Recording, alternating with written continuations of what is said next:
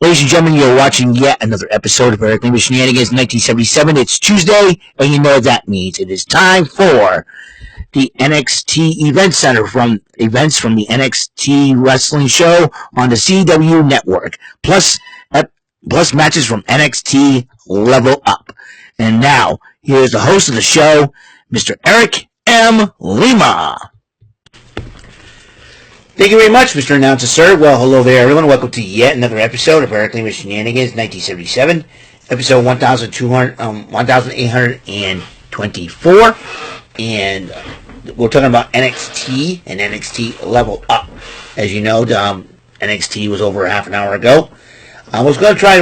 Let's get the report about NXT Level Up. As you know, we're now entering into deadline season, and Survivor Series will be the week before deadline, and you know, deadline will be the traditional Iron Survivor match. As you know, the goal here is to get the most pinfalls when the clock hits 25 minutes, and whoever has the most pinfalls at the end of 25 minutes will be the number one contender to the NXT and the NXT Women's Championship. But first things first, beforehand, we'll be talking about Level Up from this past Friday, the 15th. Drake Moreau went one-on-one with Metaphor's Oro Mensah, and Mensah ended up picking up the victory. Blake Howard interviewed Uriah Connors and Cale Dixon, who tried to be the next Grayson Waller and Austin Theory. I don't know what's going on, but they said they'll try to beat D'Angelo Family Stacks and Luca Crisafino. In women's action, Kylie Bright went one-on-one with Izzy Dame. Izzy Dame picked up the victory, but as she went to go to attack Kylie Bright after the matchup, Kendall Gray came to Kylie Bright's aid, which angers Izzy Dame to the point where she was about to address Kendall Gray, but then Callie Armstrong interrupts Dane and say, you know what, I agree with you, and I think we should take care of Kylie Bright and Kendall Gray. Might lead to a women's tag match next week on Level Up. But here's the Level Up main event from this past Friday. Channing Stacks Lorenzo and Luca Crisafino of the D'Angelo family team up against Uriah Connors and Cale Dixon, and Stacks and Luca ended up winning that matchup. And so, looks like Stacks and Luca are trying to prove their point in the NXT Tag Team Division. Meanwhile, this happened tonight. Nathan Frazier in action. We're talking about the tag team scene and also the Iron Survivor qualifier, but then Gallus was stalking them as Nathan Frazier was heading to the ring to go up against Eddie Thorpe in the men's Iron Survivor qualifier. And as you know, two men have already joined up on that matchup. It will be Javon Evans and Wes Lee. And Nathan Frazier will be joining them as he picks up the victory over Eddie Thorpe, because during that matchup, all the tag teams, OTM, Hank and Tank, No Quarter Catch Crew, D'Angelo Family, Tyson DePont, Tyreek Ugwe, they all started coming out and brawling during the match, distracting Eddie Thorpe. Nathan Frazier took advantage of that situation to pick up the victory. Meanwhile, Andre Chase addresses Duke Hudson, Riley Osborne, Thea Hale, and the rest of the Chase U students what might be the final time. Well, it depends on what happened in the results of the main event matchup. So there's that. And then the Women's Iron Survivor Challenge qualifier, the second one, as Sol Ruca was the first one on the women's division to qualify, as Stephanie Vicaire went up against Jada Parker. Now,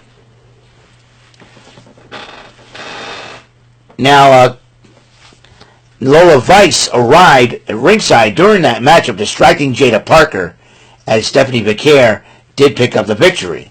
Meanwhile, Julia addresses coming to America, learning the new culture, because she's been most in Japan, and she wants to she wants to really make an impact in this country of America in the women's division here on NXT. and she wants to qualify for the Iron Survivor matchup. Keilani Jordan was watching the whole thing. He says, you know what? I'm going to stand out. I got to prove myself by taking on the best. And she asked Robert Stone and Stevie Turner, you guys are in with Ava? Why don't you tell her I want a qualifying matchup against Julia? And so they said, we're on it. So, and she walked out afterwards. She walked out of the room afterwards. Dion Lennox and Bernley Reese were talking about their matchup against their mixed tag match against Karmen Petrovic and Ashante the Adonis. And so they said we got to keep focused on that. Roxanne Perez was addressing the women's division while vacationing at the beach, and says that, good luck, ladies, because all you're gonna do is get beat by me. So Ruka happens to be there, just surfing, and said, "Hi, Roxy. I didn't get to see you there, but however, you bet. After I'm done with the Iron Survivor, it'll be you and me." Excuse me. Sorry about that. So, and that leads to a non-title match. The North American champ Tony D'Angelo went one-on-one with Brooks Jensen. D'Angelo ended up winning the matchup, though. And then Shawn Spears went out and reached out his hand, and as D'Angelo shakes his hand, Jensen clips him in the legs from behind. That must be a setup all along. Meanwhile, Karmen Petrovic and Ashante the Adonis were talking about the matchup as well, getting ready. And then Alexis King was talking to Yoshiki Inamura. I believe he's one of the new NXT standouts, or somebody from Noah. And Yoshiki says, I understand. And then as Alexis King says, thank you. I appreciate that. And then as he goes, Josh Briggs comes up and what's up with that? He goes, oh, NXT's a little bit crazy. And then both of them see the other tag teams brawling. Briggs has a smile on his face, and then you're Inamura going, it's crazy. So NXT is crazy. Well, Inamura, son, be prepared. If you want to be the best, you got to go up against the chaos. Meanwhile, the mixed tag match, Brittany Reese and Dion Lennox took on Karmen Petrovic and Ashante the Adonis.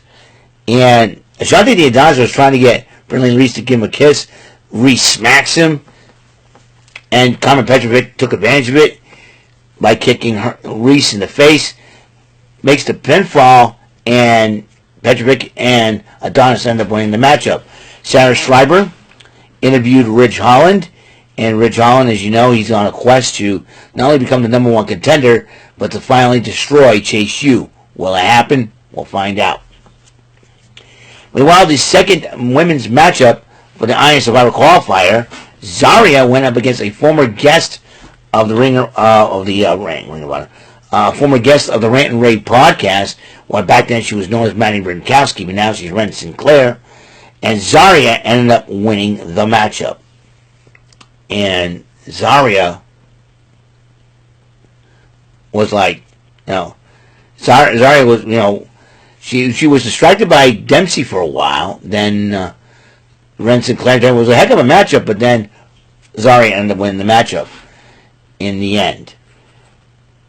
D'Angelo was upset about what Jensen did to him because I want a match against and D'Angelo tells Ava, I want a matchup. I don't care. I'm on one leg, but I want a matchup. I'll defend the title against Shawn Spears. And Ava says, well, if you're cleared, it'll happen. And so, fine. And Eddie Thorpe goes, Ava, you got to reverse the decision. I can't do that. You know the deal. And then Eddie Thorpe goes, I hear you. Fine. And walks out. If I were Eddie Thorpe, I would try to get myself involved in that NXT North American title match. Or if I were Eddie Thorpe, I would go after, Tony D'Angelo himself. I mean, that's what I would do. If I were Eddie Thorpe. Eddie Thorpe would come up with something. Meanwhile, Fatal Influence was addressing the women's division and said no one could challenge Fallon Henley for the North American title. The Meta Girls, Lash Legend and Jakara Jackson interrupted and said, hey, I should get a shot. But then Nikita Lyons comes out, you two girls like your shot, crown jewel. I want my shot at the women's North American title. And then Adriana Rizzo blindsides Lyons. The entire women's division came out. Danny Palmer, everybody came out. They started brawling. And meanwhile, while Jasmine Nix and JC Jane were dealing with the ladies on the outside, Fallon Henley's all alone in the ring.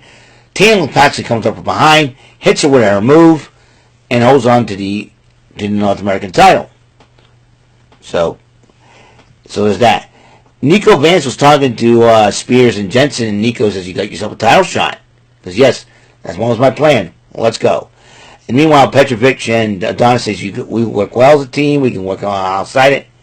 And then Nikita Lyons was getting checked out, and then she goes, I haven't heard from that text back we got. And that kind of ruined the whole thing for Karmen Petrovic, and I'm like, oh boy. We'll leave it to Nikita Lyons to be a buzz killer. But I like the new attitude of Nikita Lyons. That could help her become a champion. Be on the lookout. But then Nikita Lyons versus Karmen Petrovic will be a heck of a matchup. Both ladies into the martial arts. This is going to be a good matchup. If we can get that going. Ethan Page addresses the Iron Survivor Challenge. Meanwhile, Frazier and Action were talking about it. And Action says, I'm going to try to qualify against Ethan Page. And Ethan Page goes, what if you win? We have to face each other. So, we'll see what happens in that matchup. Meanwhile, next week's matches go something like this. Both the North American titles are on the line in both divisions. D'Angelo defends it against Spears, while Fallon Henley defends hers against Tatum Paxley.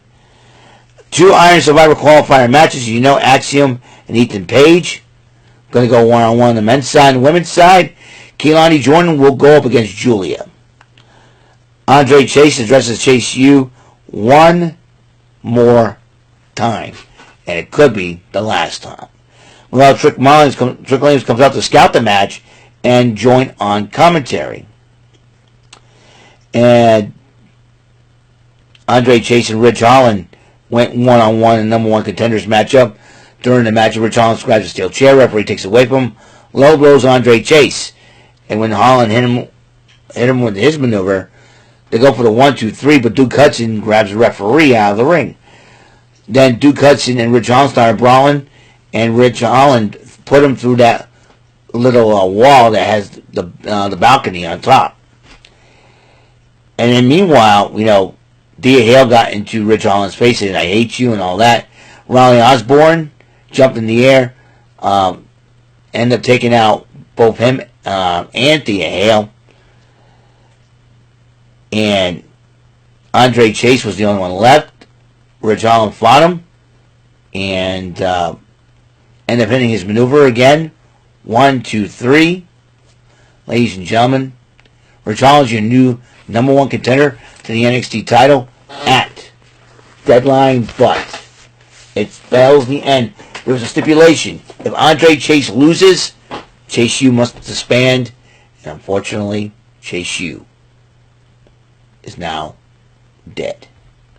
That's right, Chase U is no more, folks. I feel very sad. I like that group. You know what? I think they should stay together under a new name. D-Generation XU. I don't know. They'll come up with something. Hopefully, like you said, who knows for sure what's going to happen. Could be a loophole. Like some kind of loophole like Chase U could stand because the loophole in the stipulation or something. I don't know. But Chase U is no more, unfortunately. The last hurrah of Chase U is tonight. December the 19th, 2024, Chase U is officially dead. Well, that's all the time we have on the show. Episode 1824 of Eric Lima Shenanigans 1977 NXT Event Center for the 19th of November 2024. Tomorrow, we got Wild Wednesday with AEW Dynamite. Thank you for tuning in. And until the next episode comes rolling around, Mr. Announcer, take us home. That is all for today's episode. This is your announcer speaking for Eric Lima Shenanigans of 1977. A Big Beefy E, doing for Bob Saget Productions, and in association with a Raven Bofa Telepictures and Distribution. Thank you for watching today's episode. Tune in next time for another episode of Eric Lima Shenanigans of 1977. Goodbye for now.